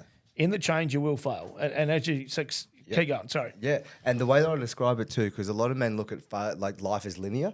Yep. And so it's like, I failed, I slipped all the way back down here. Yep. Oh, like me, I was clean for 6 years and I fucking relapsed on the pipe. Yep. Why? Yep. But I didn't keep going and going and going. It was one day. Yep. Whereas 6 years ago, it would have been for a bender for 2 weeks. Yep. So that slip, it was better than the last slip. You're stronger. So much stronger. And then I met a new partner, so I went and had help. So we're always going to fail as men. Yep. But there's no such thing as failure. There's only lessons. So what lesson are we going to learn from that slip? As long as you learn it, right? As long as you learn it, or it's just going to keep happening again and again and again, and the lesson's going to get louder and louder and louder until you wake up. But one thing that I see in some men new to men's work or working on themselves is they want a short-term fix, like snorting cocaine or jacking off. Yep. I'll come to the retreat and I'm done. So why is that? Is it the dopamine hit? A dopamine hit, but also people just want. We're in this society, throwaway society. Yeah, and it's just instant gratification. Instant gratification, social media, all those things are so rife for that. But for us, like men that are in the work and we're on the work, we realise that this is now becomes a way of life. Yep. There is no other way because I understand, I won't talk for anyone else, I understand without accountability in my life and good solid men around me, I'll succumb to my vices. Yep. Even with good men with me and around me, I'll go back to that comfort zone. But when there's good men around me, they'll kick my ass, they'll hold me accountable to the man that I want to be, and I just get back on the fucking horse. Yep. Example of that, I just declared today that I'm doing another year sober. Well done, brother. Cheers, brother. Good man. Good man. Because I'd made a commitment that I was only going to have 3 beers and just test it. And I failed. On grand final day, I had about 15 beers, which is so out of character. Which grand final are we talking about? The NRL or AFL? NRL. Yeah. But is that because your team lost? No, I go for Parramatta, so I should have been alcoholic. That's not. I go for Parrot too. Yeah. I know you're a good guy. I'm a Tigers fan. I was on the floor. No, But I just say that I fucking slipped. Yep. I slipped. And I had commitments to my wife. I told, hey, I'm a 3 beer limit to the men's teams and everything. And then I'm like, on the men's team call on Monday, I'm like, okay, I fucked up. So I'm going to give this one more crack. I'm going to do the 3 drink limit. If I don't do it this time, the consequence is to do the year. Yep. And then I won't go into the process that happened today, but there's a bit of a spiritual process. And I spoke to some guides, and my grandma come, and she's like, nip it in the butt. Get rid of it. You're self-sabotaging. You're going to burn it all to the ground. I'm like, done. I'm out. I'm doing sober. I'll just share that because, I don't have all my shit together. I think the most powerful thing there is, though, you're a leader in your own business. I shouldn't even say it, in your movement, right? In your men's movement. So for you to be vulnerable and show everybody else out there that you have fucked up and it's okay and you're owning it, you're not the guru, you're not the messiah 100%. who does nothing wrong. They're people like you are a leader that the guys out there need to fucking see.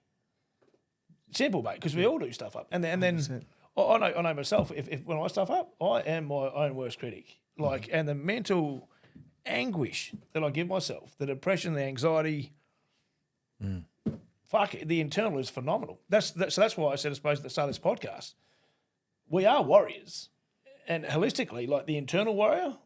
Jesus Christ. Back in the day, you go and cut some bastard's head off. Fucking happy days. See you later. Now, I agree with what he's saying, man. I think, commend you on that, man. I think there's so much power in what you've just did in regards to, wouldn't call it coming clean, but holding yourself accountable to that group of men. Because I think I get it too in what we do with AJs, and I'm sure I was thinking the exact same thing Miguel just said when I heard him say it. You bring these men away, you're putting this message to them, and like you even said, you're preaching this message to these men. These men come, see this massive change, and they go, and to some degree, they probably hold you to very, very high regard. So much to the point where they could possibly start thinking, well, this was great, I've seen some change, but I'll never be that guy, man, that guy's that. But then when you come out and you go, hey, guys, put my hand up here, I made a decision here, I lost balance, I tripped, but I'm going back. Yep. That probably puts in the mind of some men, he's just like us. Like this is comforting to know that none of us are at that. Okay, so what you've done, not condoning what you've done, but that's probably ignited a lot within other men now to go, 100%. Wow, I can keep going. Because what you've done is you show me you can keep going. Effort is reflected through leadership. And so if myself and my team, if we're not playing and if we're not walking out talk, like, why even do what we're doing? Like this is that charlatan I'm talking about. Go look on somebody's feed. Like we're all human. We have like insecurities and might not be slipping up like I just did, but we have doubts and all that kind of stuff. So my team and I, the way we run our business is like a men's team. Every Monday we have a business meeting. We sit together, but sometimes that turns into a men's circle where we're all holding space and everyone's going through emotions and letting tears out and all that kind of stuff. Because we understand that we need to also have a space to be held as well while we're holding space for other men. And so for us, every man that comes in our organisation, we're like, there is no hierarchy here. We're all in the same ship, but someone's got to be steering that ship. But you'll see my team and I, we play harder than anyone because we understand this is a way of life. This is just who we are. The longer that I would have left that slip and not tell anyone, the more self-talk, self-judgment that inner critic would have just beat me up. Next thing I would be eating shit, not training the gym, loathing, and then all of it's just that snowball effect until I owned it, until I declared back to those people I made commitments to myself, hey, I fucked up, this is my recommitment. The other side of that too, mate, is so you've owned it, right, and you're moving forward with it. You put the accountability piece out there and you verbalised it, saying, right, my accountability to that now is I don't drink for 12 fucking months, period. The other side to it is you're not giving guys an exit strategy to go, oh, it's okay. I'll start Monday. Yep. Because you're not doing that, right? You're going, this is who I am. I fucked up. And now it's 12 months. Boom. Oh no, I've got one more try. Whatever it is, 3 beers. If I can't do it, Yep. It's not so much. It's not your punishment. It's your accountability to become stronger. I know so many people that have gone, I'll start Monday, or it's not my fault. I'm only human. No, you're looking for all the outs. Yep. I think the thing I love about it is that your choices have consequences. Yeah. Yeah. And I think there's so many people today that don't think like that. Yep. And a lot of people think consequences always have to be negative, but every decision we make has consequences, effective or ineffective. And the other thing that I didn't mention is that, yes, I'm doing a year sober, but I also declared why I'm doing that. So it's not just for the sake of like, oh, because I fucked up. I'm going to prove a point. No, I'm just like, it's not from the ego. It's like, well, if I'm sober, what kind of man do I want to be? Why am I doing this? Why am I giving up alcohol? And so that coming back to that why, because there's going to be days that I'm going to want a beer. Yep. Go up to 1770. Like I went up there one time, booked an Airbnb, didn't realise it's straight above the tavern. Sunday afternoon, live music, and I'm in one of my sober stages, and it was the worst, the biggest visceral feeling I've ever wanted to have a beer, and it was just the mind was just going nuts, and it was daunting. And the way that I got through that was I just went into one of our groups, started a live chat, and just spoke. This is what I'm being with. I'm here, and just started talking it out. And then a man was there watching live, and he's like, "Bro, keep going. I want to go sober. I don't have the strength that you have already, but keep going, man." And just one man saying that, it's like, "Fuck, I can do this for someone else, not just me." Yep. It was a bigger why. Yep. Boom, let's go. I'll push through it. Yep. So just talking about our problems. I talk to men about that. It's one thing to keep talking about them because that just stays in a loop. You don't solve anything, but the elephant in the room, when it's just up in here, it can seem super fucking big and daunting. Yep. But if we can just express that, it's not that big once we small get it is out. it? Like we're arguing about that and we're laughing. And yeah, it can seem super small. But when it's in here, oh man, the mind, it can play tricks on us. It's scary though, isn't it? Because me and Wayne were having a conversation the other day, and I was like, and it was something that I wanted to say, but I was just like, oh, it's going to make me seem bad if I say this. You know, when I was like, oh, I feel like it should be like, there should be a punishment for what happened.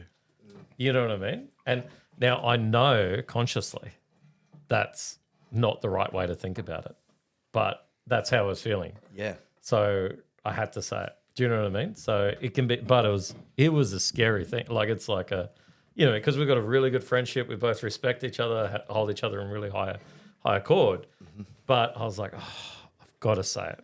Like, but in the back of your mind, it's going, don't say it. Don't say it. Don't say it. Do you know what I mean? Like, because it makes you look bad. But I think you're 100% right. Is actually just being authentic and being able to tell people, because that's something I hate when you're not in a good mood and people expect you to be happy. And I can't do that, because Watching too many movies, right? Yeah. The gurus can do it. Yeah. One thing with my kids have been, I've taught them be staunch, but be respectful. So what I mean by be staunch, be true to yourself, whether it means you're going to leave a group of friends, whatever. And like these, and the youngest one's 9 dudes. He's at school, right? And that they all do fear what judgment's going to be at school. Like, fuck, who doesn't? You know what I mean? But being staunch and being respectful is speaking your truth. I mean, kids are great because they have no filter. They just say it how it is, and they can be brutal, proper brutal. So I suppose as adults, you can't just go, like you were saying, Jamie, you were cautious because you didn't want to upset Wayne or whatever the conversation was. No, I didn't want to look bad. Okay. It was my ego. So, but you realise what it is, right? Yeah. That's the difference. Yeah. With my kids, my eldest is 6, and I had the privilege to be assistant coach for his soccer team this year, and he's super competitive. Like super competitive.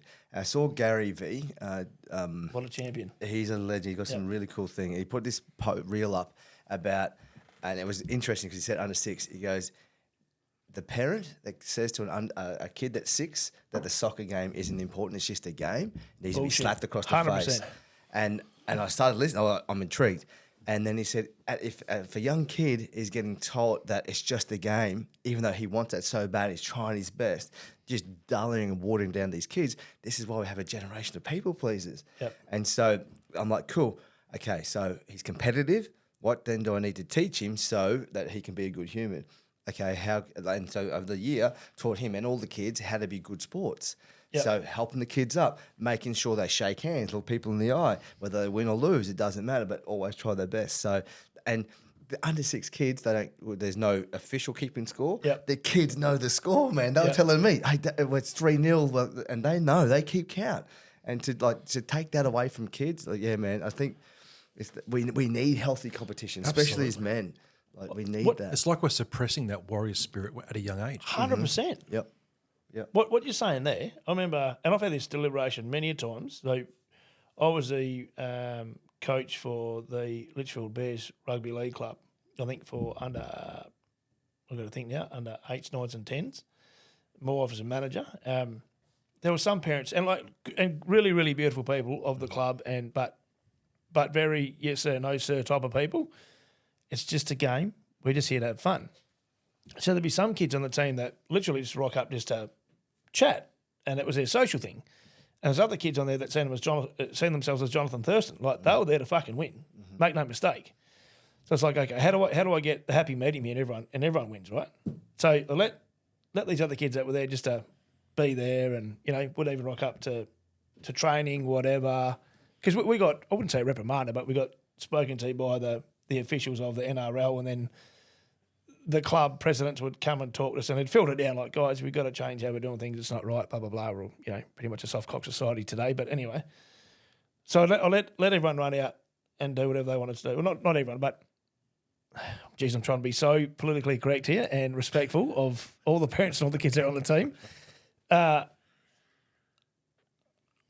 The guys that were there just to show up, I let them run as the key playing positions for the first half of the game. Mm-hmm. The second half of the game, the people that wanted to win, they were twice as hungry, and we never lost a game for 3 years. It's as true as I'm sitting here. You can look it up, and mate. So that because those kids then they knew if they wanted to get that game back, you fuckers are going to go twice as hard, and they did, man. They did, but everyone got a run. But I'm with you, right? So on top of the, we're just here to have fun. It's not, we don't have to win. Fucking oath you have to win. Because otherwise there's a million sheep in life and you're all mediocrity like the rest of the 95% of the fucking world. Who's going to be the leader? And I think the biggest fuck up with the governments and schools and sporting clubs, everybody gets a participation trophy or a gold medal, or whatever it is, until I think it's 12, 13 now, right? Yeah. And then after that, we start scoring and we start getting first, second, third, like best player, fairest and best, blah, blah, blah. So then you've got all these other kids that are going through testosterone and all the other emotions, chemical imbalances in their brains and in their bodies because they're coming young men and young women have just gone, oh, but I thought I was a star.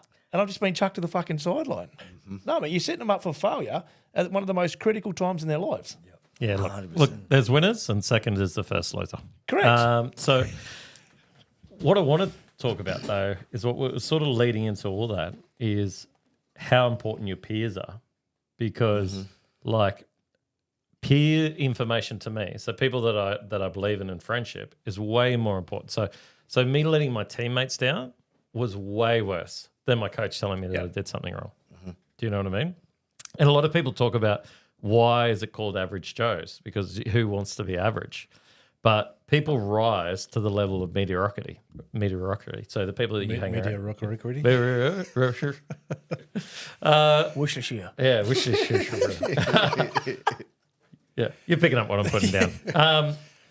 So that's the reason why I love Average Joe so much is that we're not saying that we're perfect, but what we're saying is that the people that we're surrounding ourselves with and what we're trying to do is actually become better, is to take those steps up and to create a larger and larger sort of group where people are going to hold each other accountable, people are going to open up, people are going to share their lessons, people are going to do more of that stuff because if you hear it from someone that isn't going to get a benefit out of you. They're telling you or they're listening to you or doing something because they genuinely care about you. That is always going to make a bigger impact than doing it because your boss told you to do it or your coach told you to do it or even your partner told you to do it. You know what I mean? Someone that's just there because they want to actually see you get better, that can be the biggest difference. So that's why it's Average Joes, because we want average people to become better and better and better. It is. It's a statement that says, I'm just like you. We're Yeah. on this journey together. Yeah. So it comes back to your values too, doesn't it, mate? And what you were saying when you're above 17, but you didn't almost spoke about cold sweats, bro, when you said you're at 1770 and you had the live music going and like it's a Sunday tradition. Love live music. But you had that one dude on a live chat and it's like, bro, I can't break it. Keep going, man. Keep going. Yeah. That ignited your flame. 100%. Yeah. 100%. And I also feel that's what it is to be a conscious man on this planet, is when we do come from a place of not just doing it for ourselves. I think that boy mentality is very egocentric, when we're just doing it for ourselves to get ahead and that kind of stuff. But when we better ourselves for the betterment of other people, I think that's going to be the difference in the men's movement versus the feminist movement. So women did it for themselves and they needed a rise. But now, men, we're working on ourselves, but we're doing it for the sake of our wives and our kids. Community, 100%. It's for everyone. And common unity. Exactly right. You want to go to 1770? In 12 months' time, he does. Yes.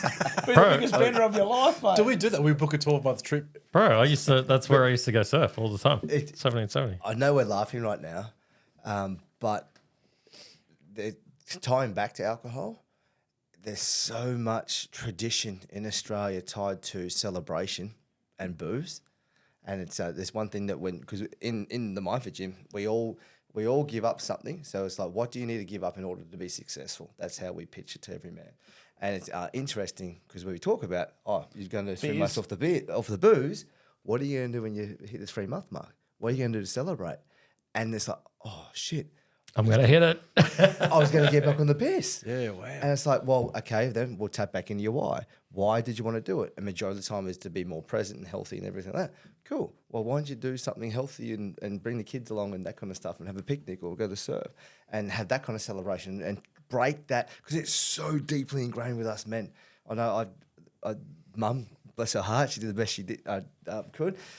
Gave me a beer, ice cold beer when I was about 15. We had 2/3 of an acre and I mowed it with a push mower. It took like 3.5 hours. I think it's called slave labour. and I got back and she gave me the ice cold beer. I remember having it. I hated the taste, but I just loved that I was doing something with mum and dad, and it was like I felt like an older kid. And Almost a rite of passage. Yeah, and it just hooked me into celebration. So every celebration was like pay rise or whatever celebration I could create. I'd make up celebrations just to get on the booze. Justification, right? It's Friday. I'll tell you what happened with me. I was dating a girl where she didn't drink and her parents and her family didn't drink. And that was such a trip where you would go to birthdays, no one's drinking. You would go to Christmas, no one's drinking. And it wasn't until I went through that I went, wow, it is so ingrained into our culture. Yeah. So I didn't touch a drink. I was 33 when I had my first drink. Wow.